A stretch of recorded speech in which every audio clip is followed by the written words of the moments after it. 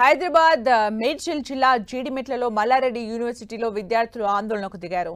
మైసమ్మగూడలో పురుగులు పట్టిన భోజనం పెడుతున్నారంటూ యూనివర్సిటీ విద్యార్థులు ఆందోళన వ్యక్తం చేశారు. యూనివర్సిటీ ముందు బైఠాయించిన విద్యార్థులు మల్లారెడ్డి డౌన్ డౌన్ అంటూ నినాదాలు చేశారు. లక్షల్లో ఫీజులు వసూలు చేసి పురుగులు పట్టిన ఆహారాన్ని పెడుతున్నారని ఆగ్రహం వ్యక్తం చేశారు. విద్యార్థుల ప్రాణాలతో చెలగాటమాడుతున్నారంటూ మండిపడుతున్నారు. విద్యార్థులకు పెట్టిన ఆహారాన్ని తినడానికి నిరాకరించారు మల్లారెడ్డి యూనివర్సిటీ డైరెక్టర్.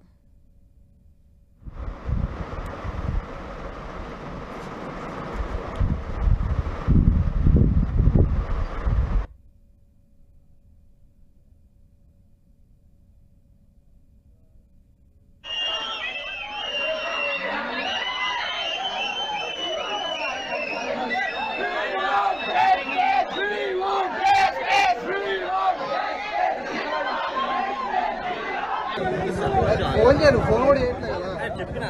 ప్రవీణ్ రెడ్డి పొద్దున చెప్పినప్పుడు కూడా చెప్పినా